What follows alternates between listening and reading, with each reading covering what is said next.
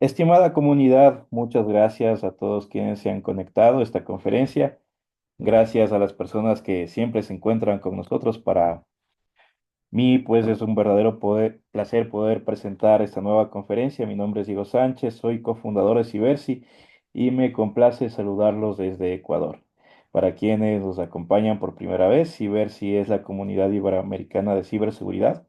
Somos un grupo colaborativo abierto formado por profesionales interesados en compartir conocimientos en seguridad de la información e informática con el único fin de fomentar la ciberseguridad en Iberoamérica. Querida comunidad, para mí es un verdadero placer darles la bienvenida a esta conferencia de julio de 2025.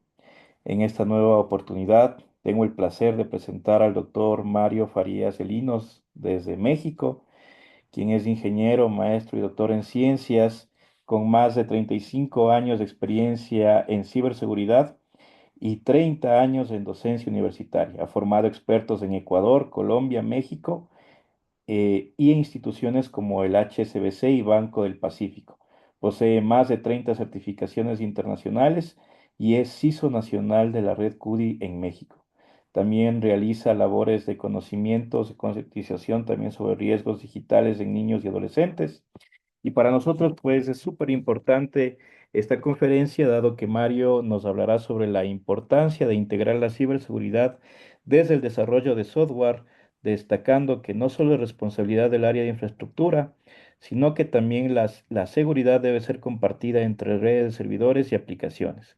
Para ello es clave incorporar prácticas de seguridad en cada etapa del ciclo de vida del desarrollo, tratándola como la misma prioridad que la funcionalidad para reducir riesgos y proteger la operación del negocio. Para Cibersi es un verdadero placer y honor presentar esta nueva conferencia titulada Los efectos de las aplicaciones inseguras. Quiero recordarles que al finalizar tendremos una breve encuesta con preguntas que nos servirán para conocer el nivel de satisfacción y mejora de nuestras charlas.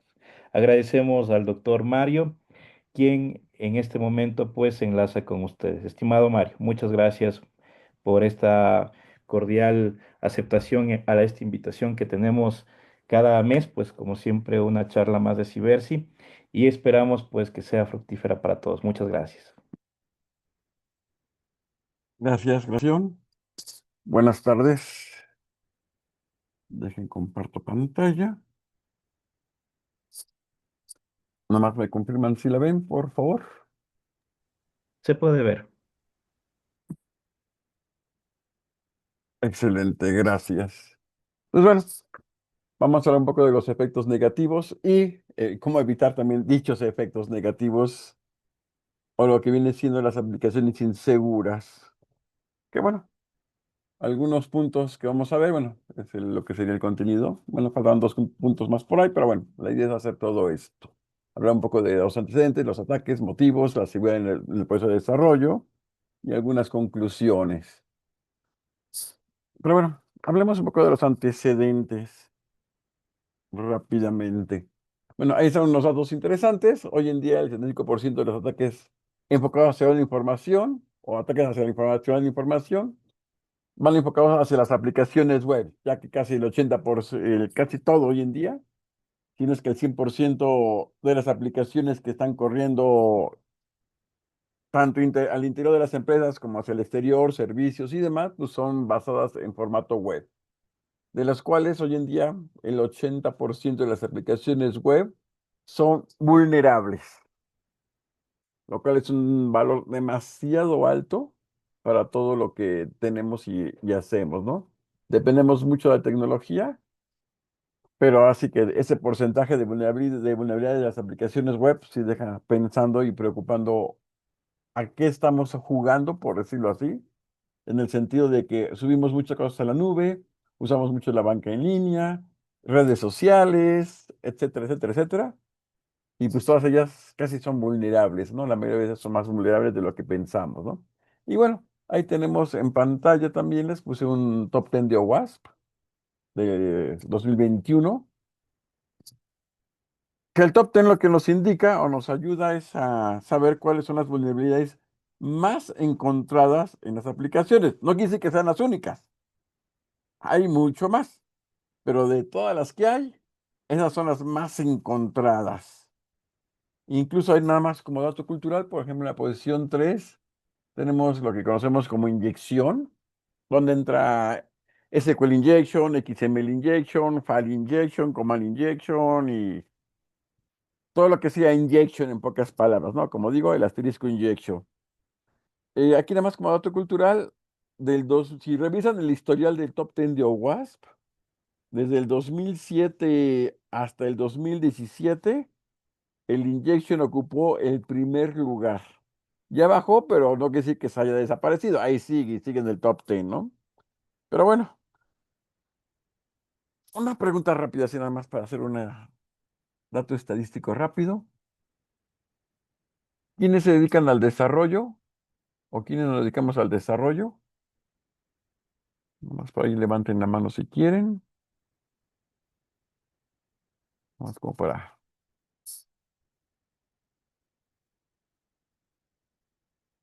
visualizar un detalle que quiero mostrar. ¿Nadie de desarrollo? Uy, o mejor prefieren evitarse los regaños. No, no es cierto. El punto, bueno, al punto que iba es que de alguna manera los programadores han logrado que una vulnerabilidad dure tanto tiempo, 10 años, en primer lugar, como el caso del injection, ¿no? En ese sentido, no podemos negar que los programadores son consistentes en mantener dicha vulnerabilidad. Por eso era un poco el comentario, ¿no? O la pregunta de quiénes éramos desarrolladores. Pero bueno, ataques muy comunes que se encuentran hoy en día, pues desde la manipulación de parámetros, ataques de diccionario, ataques de sesiones, manipulación de cookies, cross-site script, directorio transverso, las inyecciones que comentaba, enumeraciones, code wrapping, por mencionar algunas, ¿no? Si, también si listo todas, seguramente me aventaría toda la presentación en mencionarlas. Pero menciono algunas de ellas. El punto de todos esos ataques y esas vulnerabilidades y que el 80% de las aplicaciones son vulnerables, ¿cuáles serán sus efectos negativos? De entrada, bueno, esta gráfica ya es un poco viejita, aclaro, no he encontrado la actualizada, pero lo que está en rojo es todo aquellas vulnerabilidades permanentes que hay por sector. ¿A qué me refiero permanentes? Por un lado, son vulnerabilidades que no existen parches o que los desarrolladores no han sacado parches, como lo quieran ver. Y por otro es que salen tantas vulnerabilidades hoy en día que es imposible parchear todas, ¿no? Entonces, por ahí tenemos vulnerabilidades rezagadas, lo cual implica que de alguna manera todo eso se convierte en vulnerabilidades permanentes.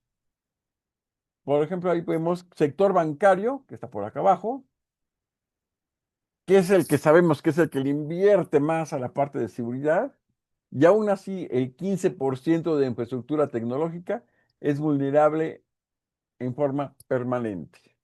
Digo, no hablo otros sectores, como por acá abajo el sector energético, que el 44% del sector energético es vulnerable, lo cual es bastante preocupante porque el sector energético es un área que se considera de infraestructura crítica nacional, lo cual un ataque podríamos bajar el suministro eléctrico, como ya le pasó a Ucrania en el 2015 a través de un ciberataque,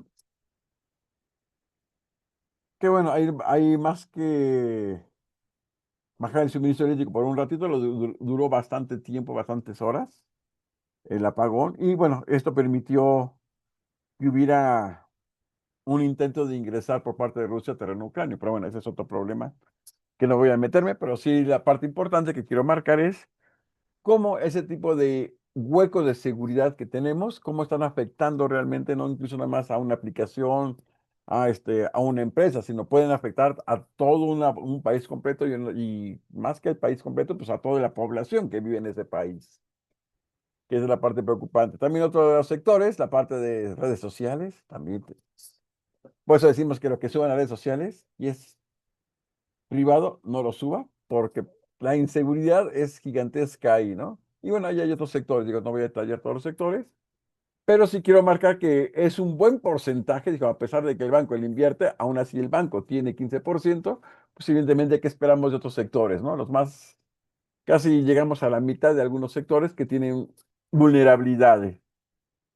Y bueno, también otro detalle a que considerar que cuando hablamos de aplicaciones, que es el enfoque de ahorita, realmente no es el único punto vulnerable. A fin de cuentas, tanto las aplicaciones como lo que es sistema operativo, Windows, Linux, macOS, Unix, etcétera, las bases de datos, las librerías, frameworks de terceros, este, toda la parte de la red que viene siendo switches, routers, los IPS, IDS, firewalls, y todo lo que usamos hoy en día, incluyendo la tecnología móvil, IoT y demás, es software, a fin de cuentas. Y si las aplicaciones son vulnerables, pues es lo que estamos viendo ahorita, pero realmente todo el software es vulnerable. De ahí, si alguna vez han tratado de sacar una estadística de todas las vulnerabilidades que se reportan, estamos sacando un promedio de 100 vulnerabilidades, 120 vulnerabilidades diarias las que salen, ¿no? De todo el software conocido, sea propietario o sea open source, lo cual es preocupante. O sea, no solamente la aplicación desde el punto de vista aplicativo capa alta, tenemos el problema, sino inclusive lo tenemos en todo, ¿no? Por eso pongo ahí la imagen de que lo que tenemos es un stack de vulnerabilidades. Entonces, muchas veces como programadores estamos muy acostumbrados a que si nos ataquen nuestra aplicación o fue vulnerada, la culpa es de la gente de abajo, ¿no? De infraestructura o de la gente de servidores, ¿no? Como programadores somos inocentes. Ni tan inocentes, pero bueno.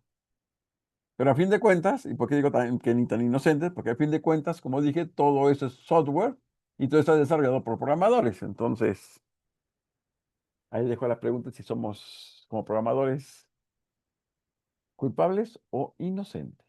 Pero bueno, ahí se los dejo en el tintero para que cada quien la conteste. Pero bueno, ¿por qué se da la inseguridad en las aplicaciones? Básicamente, factor monetario, porque si el proyecto se alarga, estamos perdiendo, bueno, están perdiendo las fábricas de software, las áreas de desarrollo, y por otro lado, tiempo, ¿no? Urge la aplicación, con que funcione, pónganlo, ¿no? Y es que la aplicación ni siquiera era para hoy, ni para ayer, era para antier, literalmente, ¿no? Esa es una de las razones, y pues lo sacamos todo, ¿no? La otra es pensar que el problema es solo de codificación. El problema no es de codificación, va más allá de eso que te vamos a ver. Otra, que no existe algo, regulaciones, leyes, como le quieran llamar, que obliguen a las fábricas de software y a los programadores a desarrollar o generar aplicaciones seguras. Hay dos excepciones por ahí de esta parte que estoy mencionando. Uno es el sector financiero bancario, porque el mismo estándar PCI DSS los obliga a desarrollar en forma segura las aplicaciones, afortunadamente.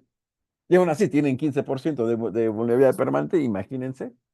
Y el otro es un sector automotriz en Europa, donde lo que es el UNICE R155, que es una norma que también hoy en día se le conoce como el ISO 21434, que entró en vigor UNICE R155 en enero del año pasado, prohíbe la venta de vehículos que no tengan un certificado de ciberseguridad. Eso, de alguna manera, el sector automotriz de aquel lado, como que está obligando a esa área a también desarrollar ciberseguridad en la parte de los aplicativos de los automóviles. Esto surgió, nota aclarativa, porque por ahí en el 2015, no sé si por ahí supieron, del caso de Chrysler, que hackearon la Jeep Wagoner. No sé si era la Grand Wagoneer o la Wagoner tradicional, pero bueno, acá es lo mismo. El hackeo fue de tal manera que la persona que ingresó puede tomar control de todo el carro, dirección, frenos, claxon, limpiadores, encendido, apagado, seguros de las puertas, etcétera, etcétera, etcétera. Eso obligó o eso sí, espantó a la comunidad europea y por eso sacaron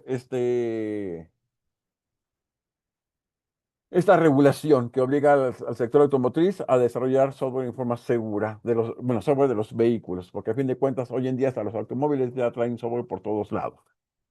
Pero bueno, bueno, y de este que fue el llamado de Jeep Van Wanir, incluso sí hubo una POC, una prueba de concepto que se hizo y se presentó en el Black Hat del 2015 en Las Vegas.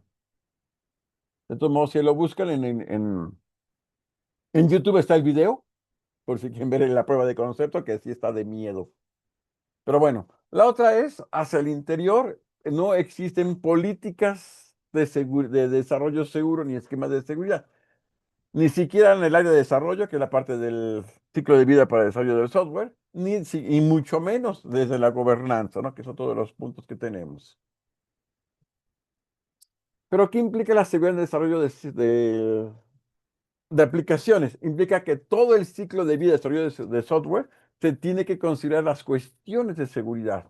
Generalmente el ciclo, lo que está de verde es el ciclo tradicional de desarrollo del software y en este ciclo se tiene que considerar la parte de seguridad. Hoy te voy a mencionar cada uno de ellos, pero adicionalmente lo que está en azul es un punto que debe estar antes del ciclo de desarrollo seguro, que es básicamente, en este caso, capacitar a la gente, a los programadores, a los arquitectos, a empezar a ver las cuestiones de seguridad.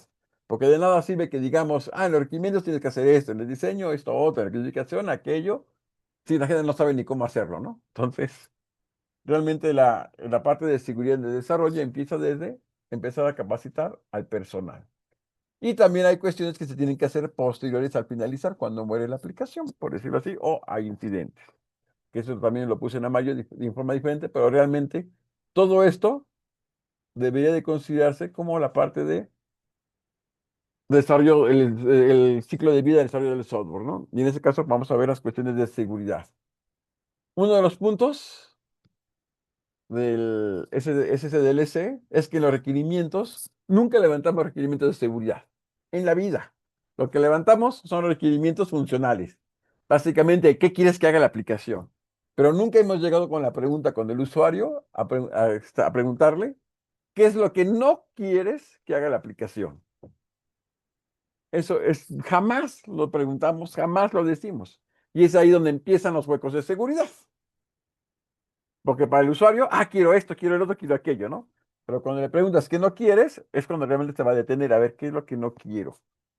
Igual le podemos ayudar un poco en el sentido de, a ver, ¿quieres que esa información cualquiera persona las vea? No, no, espérate, no quiero que todo el mundo la vea o que todo el mundo pueda entrar. Desde ahí empieza a verse las cuestiones de seguridad.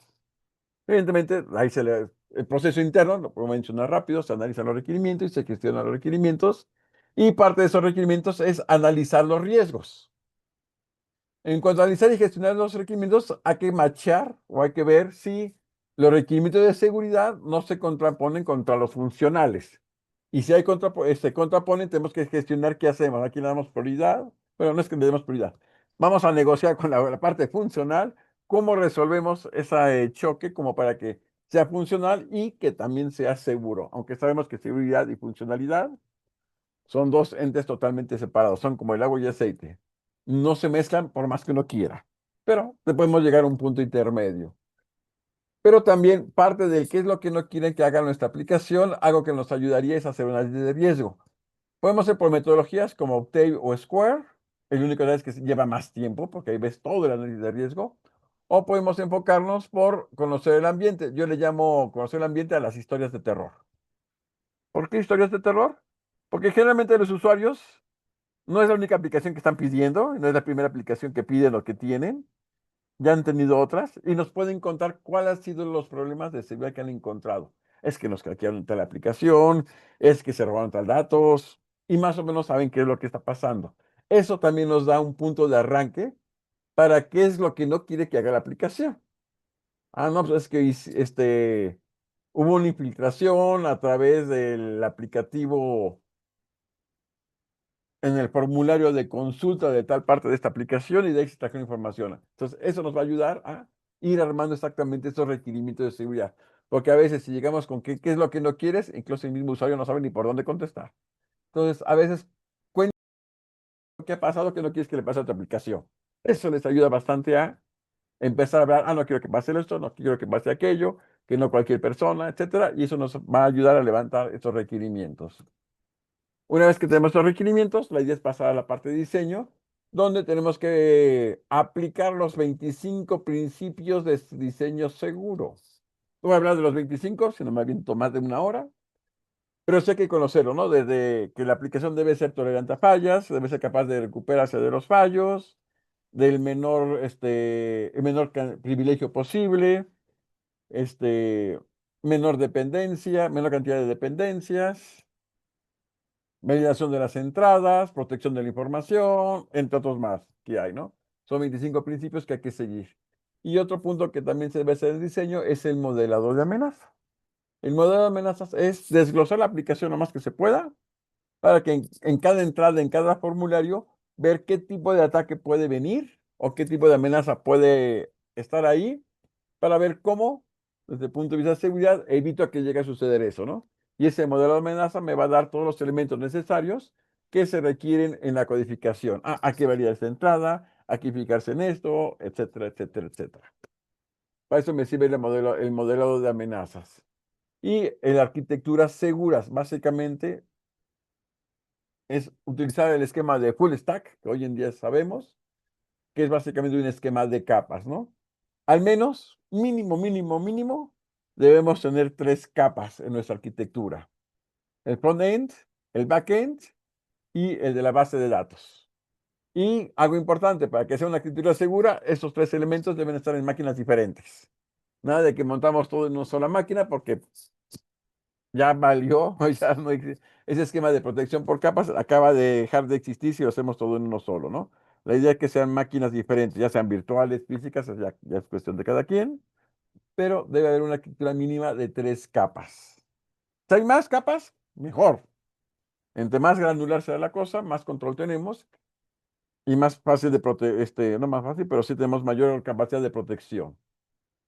Y bueno, de ahí podemos irnos ya a la parte de codificación, que es básicamente seguir estándares y buenas prácticas que genera WASP, por ejemplo, que define ISO 23034, entre otros estándares y buenas prácticas que hay, ¿no? La NIST también tiene documentos que hablan de codificación segura, pero la codificación segura tiene que estar basado en ese diseño que a su vez está basado en los requerimientos. Digo, nada más hay como dato cultural, por ejemplo, hace rato mencionaba PCI, y PCI maneja o hace referencia en la parte de desarrollo seguro a OWASP. Ahí para que veamos un poco por la parte fuerte que tiene OWASP hoy en día, ¿no? La fuerza que tiene y el impacto de desarrollo seguro. Una vez que hacemos todo esto, pasamos a la etapa de pruebas. Que generalmente la etapa de pruebas, si nos vamos al desarrollo no tradicional, al ciclo de vida tradicional, pues básicamente que cumpla con lo que pide el usuario, ¿no? Pero hoy en día también esas pruebas deben enfocarse a la parte de seguridad. Y en la parte de seguridad, las pruebas se pueden dividir en, al menos mínimo tiene que haber dos de ahí, que son las dos primeras. Son las mínimas que debemos de hacer. El SAST, que son pruebas estáticas, que básicamente es revisar el código fuente. Así como nos agarramos una revista para leer, pues en vez de agarrar la revista, nos agarramos el código fuente. Y órale, a leerlo. Hay aplicaciones que lo hacen esta revisión, que lo automatizan, sí, sí, la hay, por supuesto. Pero el detalle es que muchas herramientas automatizadas, por muy buenas que sean, estamos hablando de un Veracode, un Fortify, un SonarQube, tanto open source como propietarias, pero el detalle es que nunca van a detectar más allá del 50% de las vulnerabilidades. La única manera de detectar todas las vulnerabilidades es literalmente revisando el código manual, o sea, ponernos a leer código. Y una restricción, quien haga esta revisión de código debe ser alguien totalmente diferente al desarrollo. O sea, sí un programador porque tiene que entender el código, evidentemente, pero no debe ser un programador que está metido en la codificación del aplicativo porque entonces se envicia y no va a encontrar nada. La idea es que sea alguien totalmente externo a los que están desarrollando la aplicación. ¿Hay poca gente que lo hace? Sí. Bueno, habemos pocos que lo hacemos, sí. ¿Es cansado? Sí, pero vale la pena. A veces cuesta mucho trabajo que la gente de más arriba lo entienda. Pero bueno, es algo que hacemos y que estamos impulsando hoy en día. La otra es las DAS, que son las pruebas dinámicas, que son pruebas de ejecución, que son las tradicionales, en pocas palabras, el pen testing tradicional. que durante la ejecución vamos probando las entradas, los formularios, buscando huecos, explotándolos y demás. Ese es el Dust. Digo, al menos se deben de hacer esos dos de entrada, ¿no? Podemos hacer los otros, que te explico qué es cada uno de los otros, que es el Jazz, que son pruebas de integridad, de integración, y me refiero a cómo se relaciona con otros aplicativos, con otros APIs, porque muchas veces las aplicaciones no es que sea solito, ¿no? Hoy en día es raro encontrar una aplicación aislada. La mayoría interactúa con otras aplicaciones y exactamente las IaaS se encargan de realizar pruebas de seguridad desde el punto de vista de integración. Cómo se integra hacia las otras APIs, a través de WebSockets o lo que sea necesario, ¿no? Y bueno, ahí también tenemos que ver las cuestiones de seguridad. A ver si la otra aplicación no le manda huecos o le manda inyecciones indebidas, etcétera, ¿no? Porque también otro detalle, bueno, y eso no lo comenté, generalmente uno de los puntos y es parte de los principios, hay que validar las entradas. Pero muchas veces validamos las entradas que vienen en el formulario, lo que te queda el usuario. Pero técnicamente tenemos que validar todo lo que es entrada al aplicativo, lo que venga, no nada más de un formulario del usuario, sino inclusive lo que venga de la base de datos, porque la base de datos no eres la única aplicación que la llena o que la utiliza, hay otras, y tú no sabes cómo vienen las otras, o que han inyectado las otras. Entonces, también hay que sintetizar lo que venga de la base de datos, de lo que venga de las APIs, lo que venga de un WebSockets, de un TCP Sockets, etcétera. Todo hay que sanitizarlo. Y así como sanitizamos, también lo que mandemos hacia afuera, a pantalla del usuario, a la base de datos, a otras APIs, etcétera, también tenemos que sanitizarlas. Digo, a que se cortesen. Pero bueno, y todo eso, pues, evidentemente, para saber si esa interacción con otro está funcionando correctamente, para eso entra el YAST.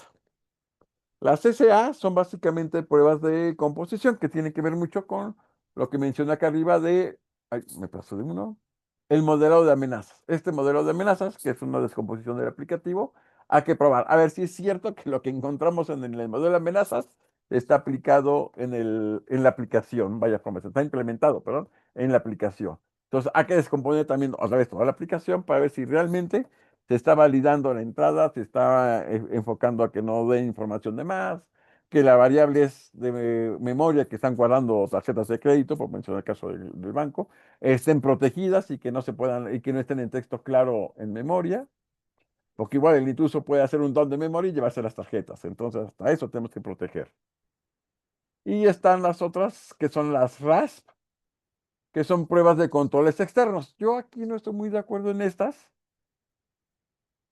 de utilizar estas RAS, que es básicamente pruebas del firewall, del WAF, del router, de los switches, de los IPS, etcétera, que de alguna manera son controles que detectan o analizan tráfico que va al aplicativo, ¿no? En el caso de los IPS y los IDS. No estoy mucho de acuerdo en realizar esas pruebas, sí está bien que se hagan, pero como digo, yo no estoy muy de acuerdo, porque eso no implica que la aplicación no sea vulnerable.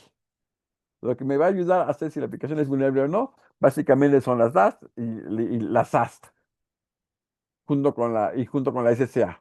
La YAST por la con interacción también.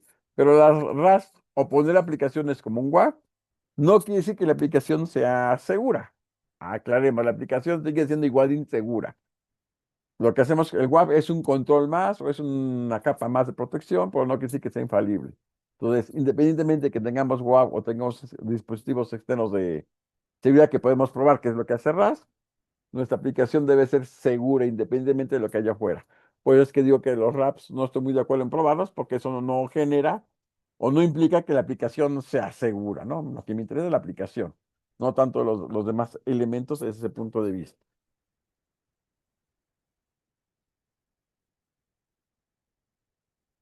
Y bueno, luego viene la parte del despliegue o liberación o entrega o alias lo que conocemos en inglés como el deploy o el deployment.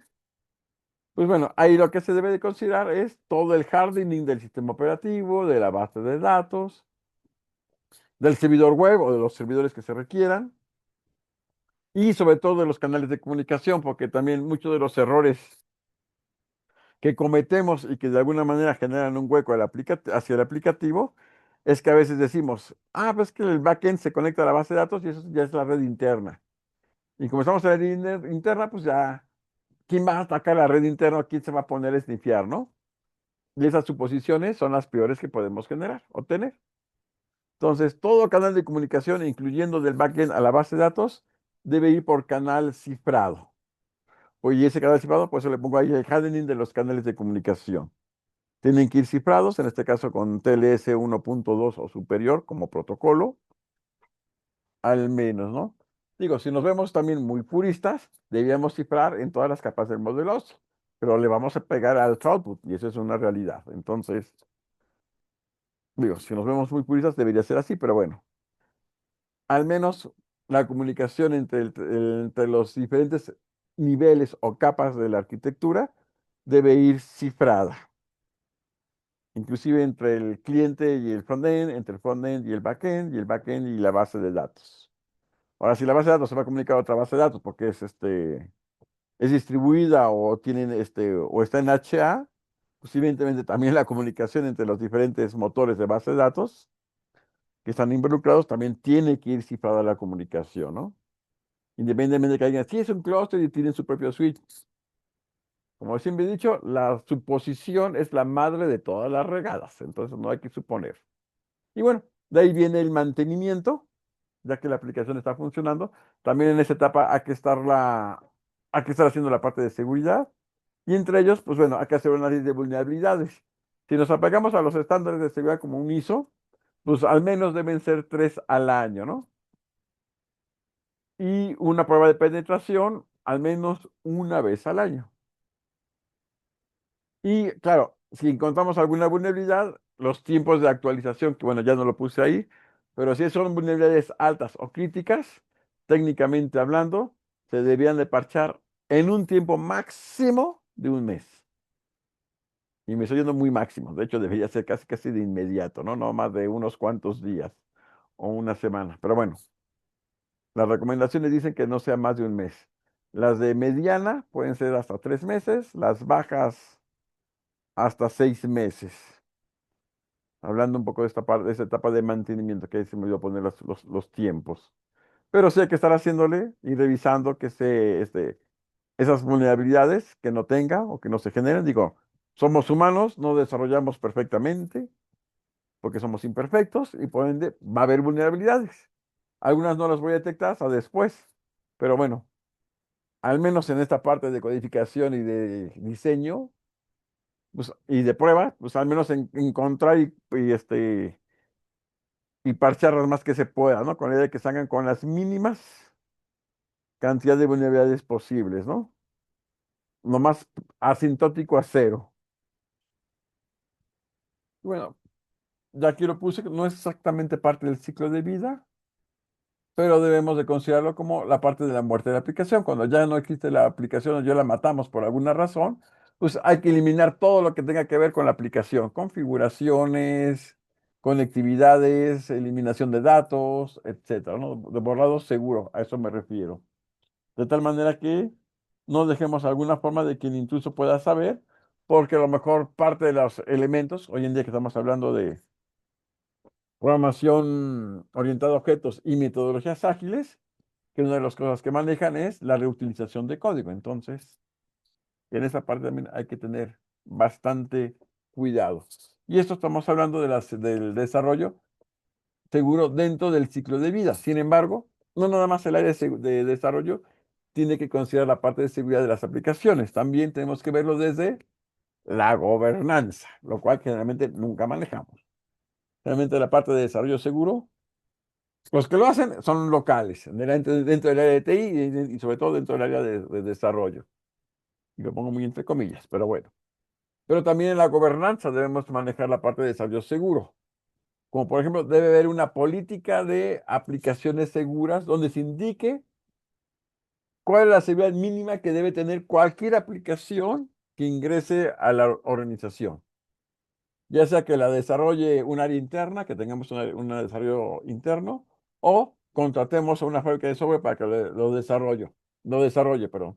En ese sentido, tiene que seguir exactamente esas políticas de seguridad. También, evidentemente, para saber si lo que estamos metiendo de seguridad está funcionando, además de las políticas, debemos poner métricas. ¿Cómo voy a poder evaluar si las aplicaciones son seguras. No nada más tenemos que verlo desde el punto de vista técnico, como lo puse aquí de las pruebas. También tengo que ver si el desarrollo o el área de desarrollo, la fábrica de desarrollo, realmente está mejorando todos sus procesos de desarrollo seguro de esas aplicaciones, lo que conocemos como la madurez del desarrollo de aplicaciones seguras. Y es ahí donde hay que meter exactamente estas métricas. ¿Cómo vamos a medir? Se presentan menos vulnerabilidades, puede ser una opción. Los tiempos en que se sacan los parches, ya no nos tardamos el mes, nos tardamos 15 días, en el caso de las críticas. Todo ese tipo de cosas son métricas que hay que definirlas desde la gobernanza y hay que estarlas, evidentemente, ejecutando esas métricas para ver si va bien o vamos mal, ¿no? Desde el punto de vista del área de desarrollo. Si esas métricas se mantienen en el mismo valor, algo estamos haciendo mal, o se incrementan, algo que la cantidad de tiempo que nos tardamos en sacar los parches, pues bueno, algo está pasando, hay que corregirlo, ¿no? Por eso es importante las métricas. Si no hacemos métricas, o como decimos por ahí, si no tenemos forma de medir lo que hacemos, nunca vamos a ver si estamos bien, ¿no? Y nunca va a haber mejoras. Y evidentemente, pues las estrategias que tenemos que hacer para generar que las aplicaciones sean seguras.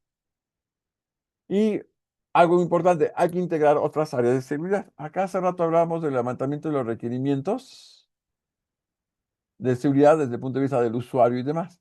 Pero muchas veces también las áreas de ciberinteligencia, el SOC, por mencionar algunas de ellas, también nos puede dar información de qué tipo de amenazas están saliendo o qué ataques estamos viendo que a lo mejor el usuario nunca vio, pero el SOC sí los detectó. Entonces, en ese sentido, siempre es importante integrar información que saquen estas otras áreas de seguridad para integrarlas en el levantamiento de requerimientos, ¿no? Y empezar a generar esta parte de software seguro, ¿no?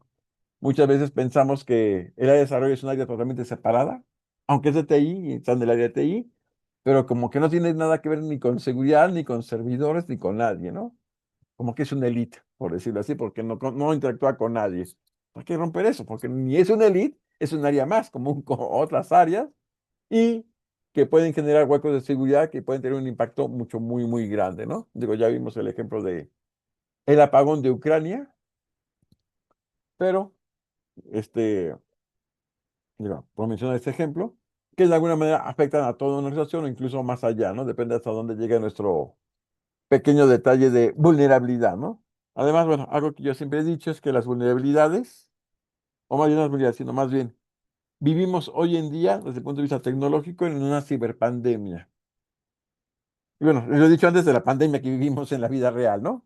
Desde hace más de 10 años ando hablando de ciberpandemia, donde la enfermedad se llama vulnerabilidades, las cuales no se han reducido. Incluso, más bien al contrario, se están incrementando. ¿Y por qué a nivel pandemia? Porque básicamente la población afectada pues, es todos los sistemas que están en Internet, que es básicamente la red global. Entonces hay que empezar a romper ese tipo de cosas. Y bueno, también lo que genera la gente de ciberinteligencia, como dije, la gente que está del SOC, inclusive la misma gente de IRT, que es la que nos dice por dónde encontraron los problemas o cómo, o por dónde solucionarlos, cómo fue que dónde encontraron la causa de raíz, que sacó un aplicativo, pues evidentemente son información que nos van a servir para mejorar nuestros procedimientos de desarrollo seguro. Y en ese sentido, la parte de gobernanza, hay unas metodologías como SAM o BSIM que nos ayudan exactamente a ver esta parte de desarrollo seguro desde la parte de gobernanza. En el SAM, por ejemplo, y en el BSIM, se ven inclusive las políticas, las métricas que deben estar siguiendo, además de lo que implica la parte del área técnica de desarrollo, ¿no? Implica todo eso, ver la parte de desarrollo seguro en un ambiente mucho más amplio, como dije, desde la gobernanza y el cumplimiento, ¿no?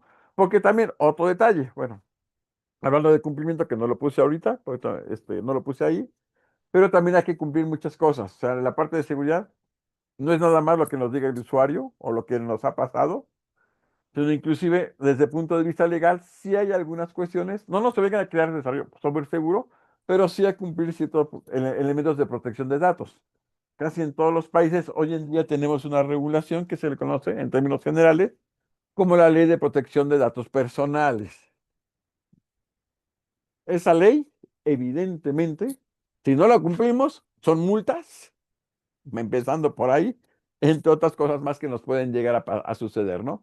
Entonces, algo que nos obligan a cumplir, y esa es parte también del cumplimiento, y que el cumplimiento y la gobernanza van de la mano, al mismo nivel. Entonces, si no quieren por gobernanza, porque no hay área, porque da flojera, o lo que quieran, pero al menos por cumplimiento de la ley, tenemos que ver la parte de seguridad.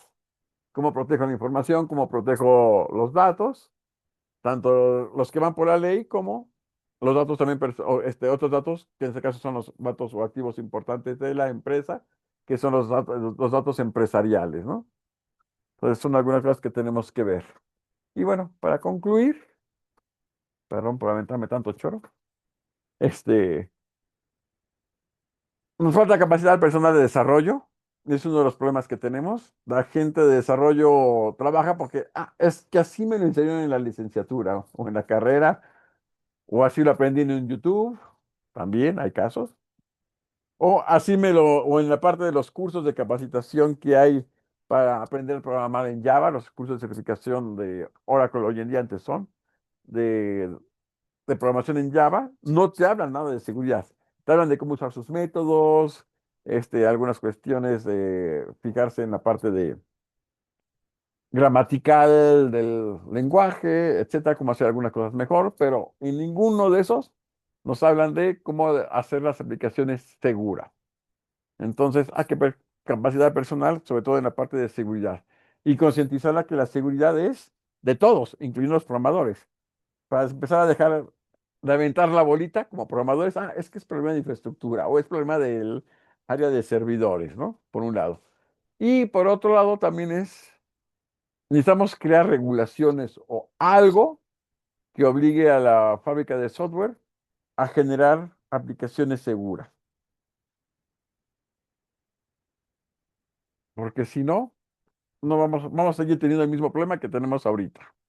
Y sobre todo que hoy en día dependemos de la tecnología, de los aplicativos, no solamente a nivel gubernamental o a nivel de negocio, sino inclusive sector salud, sector de retail y muchos otros sectores, inclusive el sector energético, todo ya es software.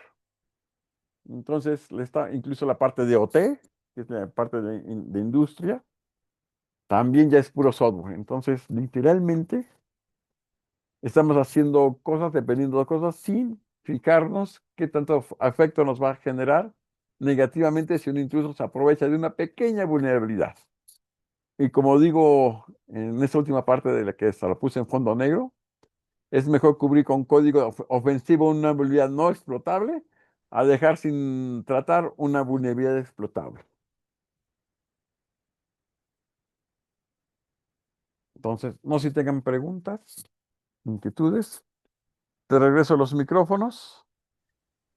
Gracias, estimado Mario. Muy claras. Muchas gracias por la exposición interesante de las diapositivas. Y sí, tenemos varias preguntas, así que voy rapidísimo con las preguntas también. Nos preguntan directamente, saludos desde Uruguay, nos dicen, saludos. Pedro Andrés Vega nos pregunta, si solo se pudieran realizar dos o tres pruebas de seguridad de las cinco pruebas listadas, en base a su experiencia, ¿cuáles obligatoriamente recomendaría realizarse en orden de prioridad? Es la primera pregunta.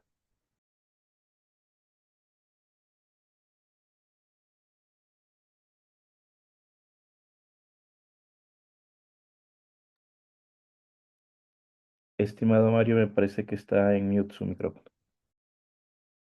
Sí, tenía el mute, perdón. Y ya me había arrancado con la respuesta. Bueno, les digo, en orden de prioridad, el SAS es lo primero, porque ahí vas directamente al código fuente.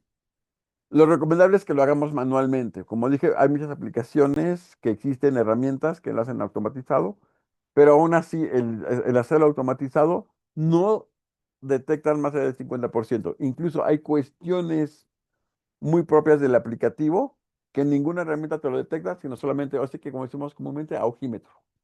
O sea que a ojo podemos encontrar muchas vulnerabilidades. Entonces, la primera sería la SAST. Y la otra que sería recomendable sería la DAST, las pruebas de ejecución. Sería el segundo. El DAST lo que nos ayuda es validar un poco la parte de SAS. Van junto con pegado. Sin embargo, las SAS encuentran más cosas que la DAST. Porque uno de los detalles que tenemos hoy en día, y la DAST no se da cuenta de ese detalle, si me permiten,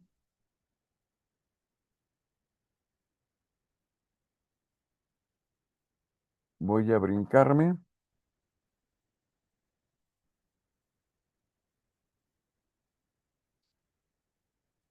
Déjame paso a un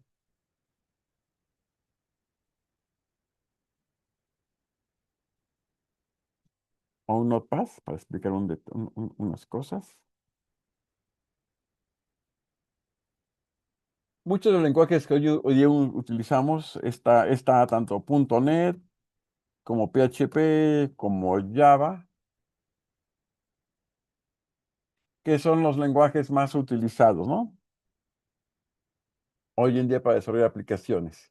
Sin embargo, como dato cultural, ninguno de estos lenguajes es compilado, todos son interpretados de una otra manera. Aunque Java diga, sí, compílalo, realmente no lo compila, lo interpreta. ¿Por qué? Porque tiene que pasar por una máquina virtual de Java para pasar a un ejecución. Si el Java fuera realmente compilado, generaríamos un binario y el binario estaría amarrado a un hardware. Y es lo que se busca con Java, evitar ese amarre hacia el hardware. Por eso es que realmente no se compila, se interpreta. Y basado en esto, por ejemplo, unos detalles que tenemos es que si para los que se desarrollan en Java, no me dejan mentir, tenemos un código .java, lo compilamos y tenemos un código class. Podemos unir varios códigos class y tenemos un .jar. Y el .jar lo podemos empaquetar de diferentes maneras para tener un caso, un WAR, en el caso de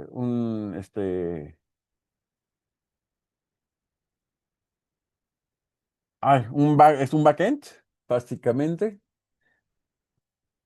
como un Tomcat y demás, o un APK en caso de aplicaciones móviles. Digo, hay varias intenciones de empaquetamiento, pero menciono esta. El detalle es que utilice cual utilice, o sea, ya sea que agarre un class, agarre un jar o agarre un APK o un WAR de un web services, puedo desempaquetarlos, cualquiera de estos, y vuelvo a tener el código fuente. Entonces, yo como intruso puedo meter código, insertar mi código, empaquetarlo otra vez y subirlo ya sea al móvil o al web services, al servidor, etcétera. Y cuando se ejecute, va a ejecutar lo que yo digo, bueno, lo que dijo el programador, más lo que yo le acabo de agregar como intruso, ¿no? Entonces, ese tipo de detalles, a veces en una esquemas tradicionales como el DAS, no sé, o algunos otros que tenemos aquí abajo, no se llegan a detectar, ¿no? Por eso el SAT es muy importante que se haga y el DAS. Y parte de lo que es, y para evitar esta parte que comenté que es el wrapping code, que le llaman, de hecho es la técnica de incrustación de código al propio código, una forma de evitarlo es firmar el código. Si alguien altera el código, la firma va a ser diferente y por lo tanto ya no se va a ejecutar. Pero saber si se está ejecutando o si el código está firmando, únicamente lo podemos ver al nivel del DAS, del SAST, no del DAST. Por eso que la prioridad primera es pruebas SAST y luego pruebas DAST. Y aquí podemos jugar con estas dos, entre la CSA y la YAST. Cualquiera de las dos se pueden hacer como tercer nivel. En lo personal, yo recomendaría más la de YAST por la integración hacia otros sistemas. No sé si tengan alguna otra pregunta. Bueno, espero haber contestado la pregunta. Perfecto, estimado Mario. Tenemos otra pregunta. Nos dicen, dentro de los análisis de evaluación de vulnerabilidades que mencionaste, ¿dónde se englobarían los activos sin IP? Ejemplo, evaluación de activos como Azure DevOps, Azure B2C o Entry ID.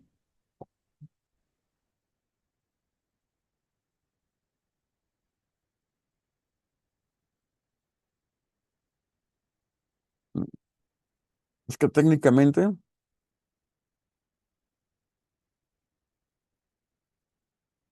entrarían en las pruebas de composición, si lo quieres ver ahí. Porque en las pruebas de composición depende también librerías, frameworks, este, módulos desarrollados por terceros, que tenemos el código fuente. Desde ahí tendríamos que estar revisando. Ahí entrarían y serían las pruebas SAs para estar detectando si no son vulnerables. De hecho, parte el ejemplo que yo te puse de Wrapping Code en Java también se está dando en PHP, en Perl, en Ruby, en cualquier dos lenguajes. Y ya no van directamente al código de aplicativo. Hoy en día pues, la sutilada es incrustarse en las librerías de terceros. Por eso es que las SAs, las pruebas de tipo SSA, son importantes. Y ahí es donde entrarían exactamente esas que menciones de Azure Developers, el Azure BC2, B2C, etcétera. Entrarían en esas pruebas y en esos análisis.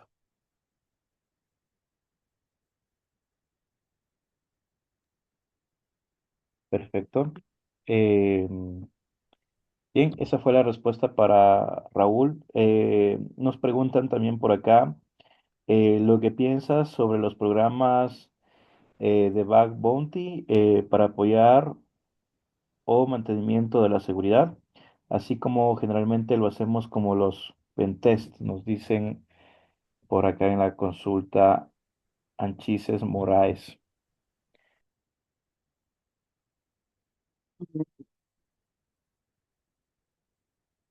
Si lo vemos en términos generales, el Bug Bounty y el Pentest hacen exactamente lo mismo, solo que el Bug Bounty es un poco más clavado, por decirlo así. Se enfoca, él tiene que buscar alguna vulnerabilidad. No es que lo haga por un rato, porque ahorita estamos en dependency, sino básicamente lo que saca una copia del aplicativo. Y así, ahí sí se pone a analizar todo, ahí sí sería todo un esquema de análisis, no de código fuente a veces, pero sí inclusive de ejecución a detalle, qué está pasando en memoria, qué está pasando en el procesador, cómo meto esto, cómo le hago aquello. Eso es lo que sería el bug bounty, por decirlo de alguna manera. Y sí es bastante buena la idea. El detalle que tenemos del bug bounty, y no es por lo que acabo de decir, sino es más bien un detalle económico. Tener a alguien pagándole para que se dedique a hacer bug bounty de las aplicaciones sale muy caro. Porque igual como puede encontrar algo, como también no puede encontrar nada. Entonces, en ese sentido, para las empresas, invertirle a alguien que se dedique a hacer bug bounty a sus aplicaciones, sí es caro.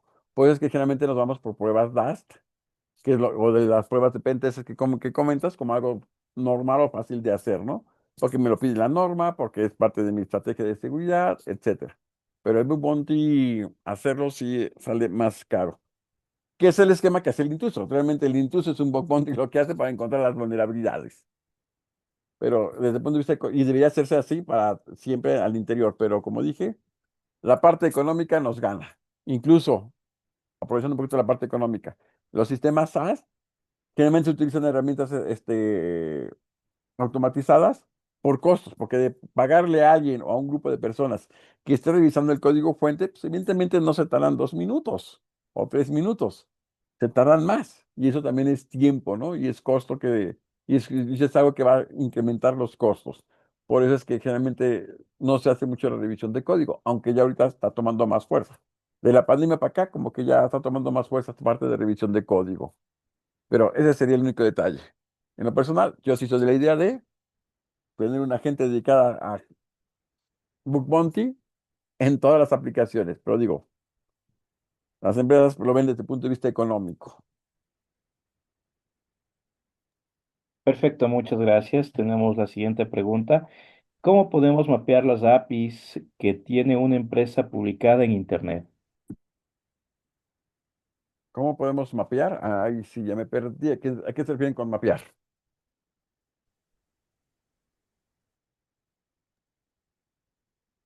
Esta pregunta la vemos, me parece que César nos comunicó por acá. No sé si César de pronto se encuentra.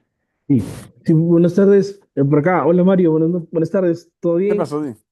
Muchas gracias. Acá el interno nos hicieron desde Perú esta pregunta de mapear. Me parece que va desde el punto de vista de identificar. ¿Cómo podemos identificar las APIs que, por ejemplo, una empresa tiene publicada en Internet? Debido a que, por ejemplo, el año pasado acá un banco le robaron datos y el atacante colocó o que había tenido acceso a algunas credenciales y había tenido acceso al API, ¿no? Entonces, si hay alguna mejor práctica de identificar APIs que quizás la empresa, algún desarrollador se olvidó y sigue funcionando y lo siguen consumiendo, ¿no? Ah, ok, ok, ok. Una, bueno, si lo queremos identificar por tráfico, lo podemos ver en el tráfico de una captura de red. Esa sería una manera muy rápida, ¿no? La otra es, si tenemos el código fuente del aplicativo, o si no hay que sacar el código fuente de alguna manera, o analizar las llamadas que va haciendo el aplicativo. En el código fuente a veces viene todas esas llamadas a los APIs, incluso muchas veces viene hasta la ruta, que no debería venir el aplicativo, debería venir en un archivo aparte, pero bueno, es otra cosa, otro detalle. Pero generalmente si analizamos el código fuente, vemos las rutas de las APIs que se están conectando, ya sea hacia el interior o hacia el exterior. Sería de esa manera de identificarlas, revisando el código fuente o al momento de ejecución está revisando todas las llamadas que está sacando el aplicativo hacia el exterior.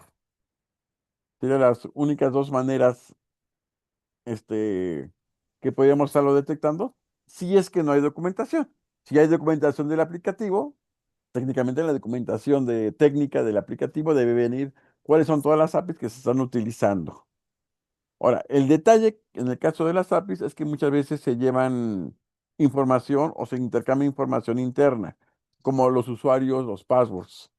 Y esa parte, si es un tercero que nos está dando el servicio, ahí tendríamos que verificar en el contrato que se diga que cuando se cierra el contrato o ya no estás utilizando esa API, por parte de nosotros, porque no seríamos los únicos, al menos la información que nos pertenece, que esté guardada de aquel lado, debe ser eliminada. Por eso tendríamos que hacerlo a nivel de contrato para que legalmente pudiéramos forzar al proveedor que realmente elimine esa información. Sería de esa manera. Perfecto. Tenemos una siguiente pregunta, justo relacionado con el tema de las APIs.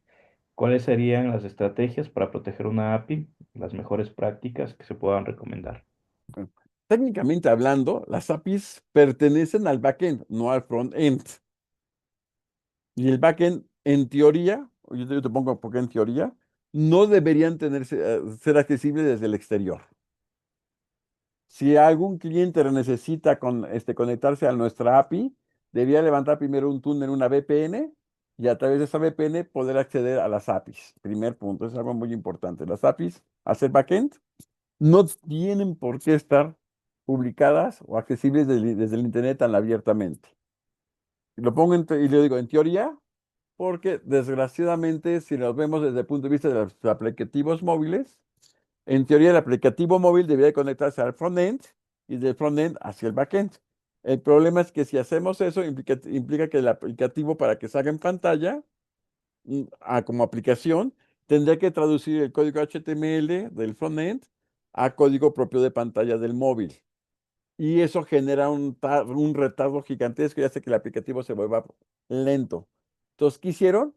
Hoy en día se hace que el aplicativo del móvil, el APK o como le quieran llamar, hace una conexión directa a la parte del backend, a las APIs. Por eso es que las APIs se manejan hacia afuera, pero en teoría debería levantarse una VPN para proteger exactamente esos accesos a los APIs. ¿Estamos? Perfecto. Me parece que nos quedan dos preguntas más. Eh, Tenemos acá, desde su experiencia, ¿qué fabricante de WAP nos recomienda contratar o utilizar?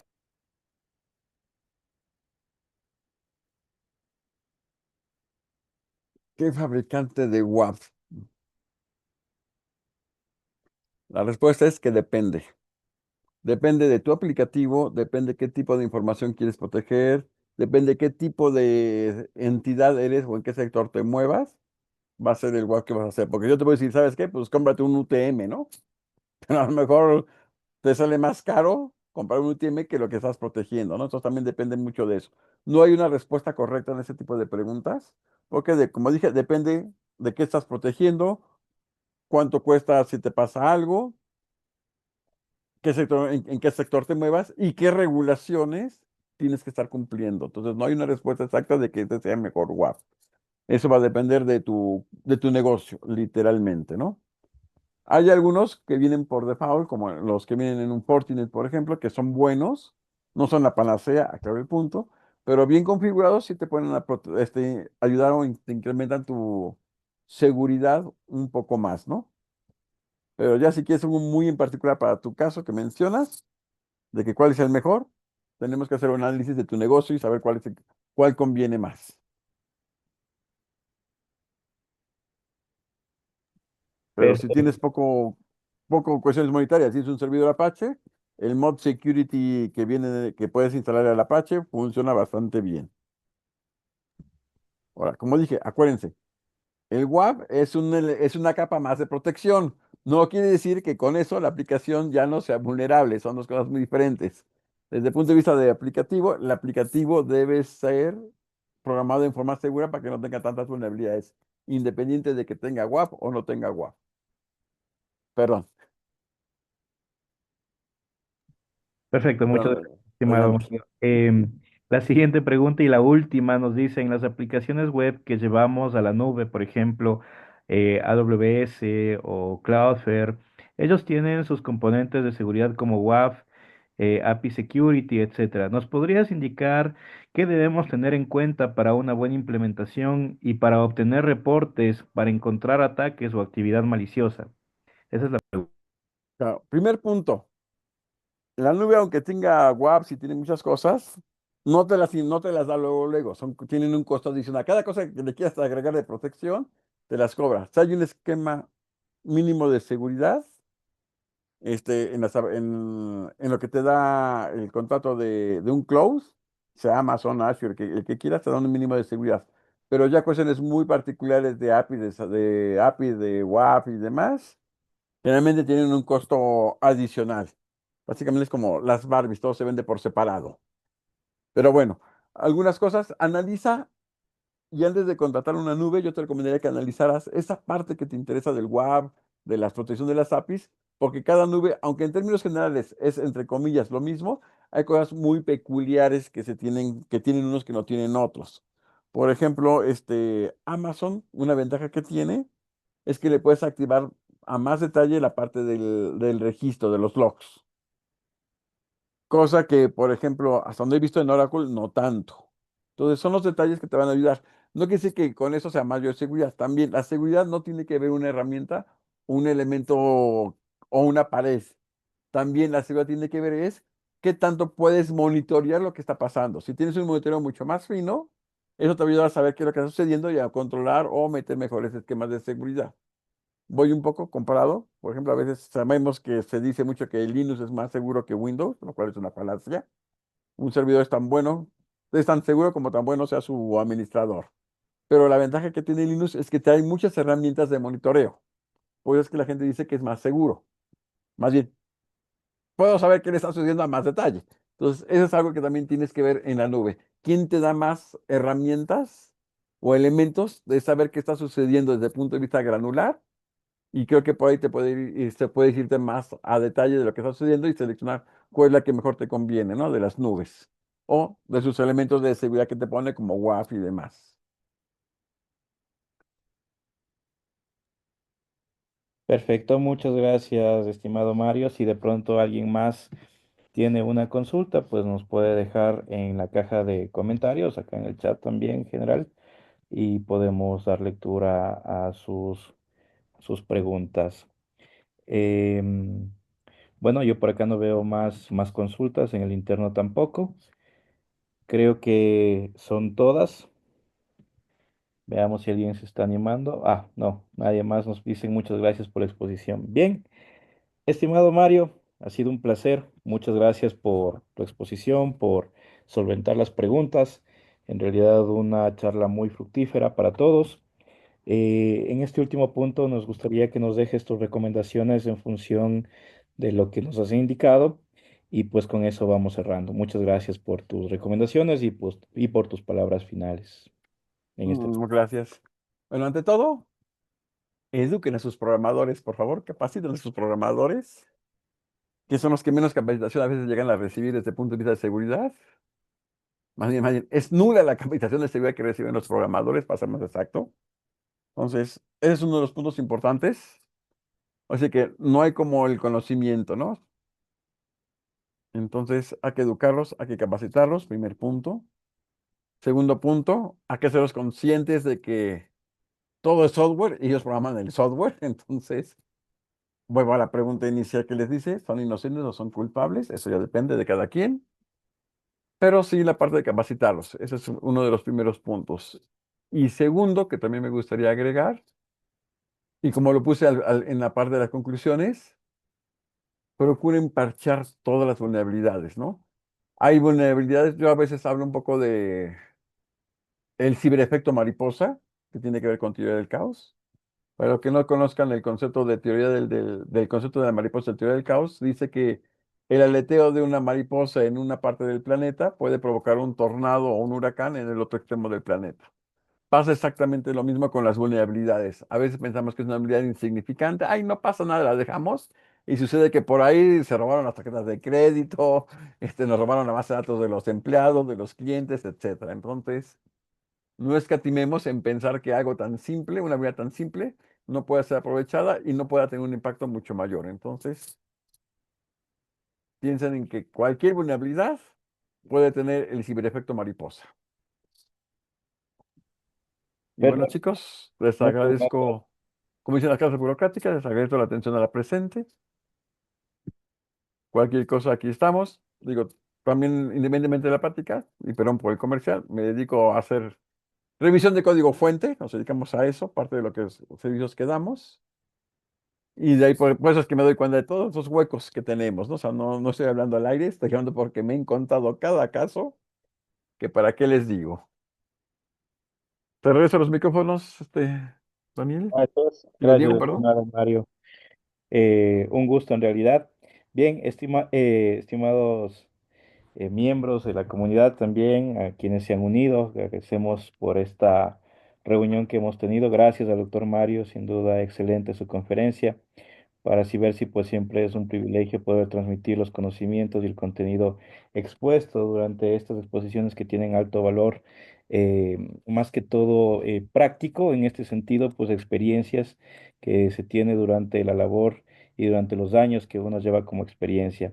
Invitamos también a toda nuestra querida comunidad para que se mantenga conectada a nuestros canales, que pueda visitarnos también en nuestro sitio web. Y esta exposición estará íntegramente expuesta en nuestro canal de YouTube en las próximas horas.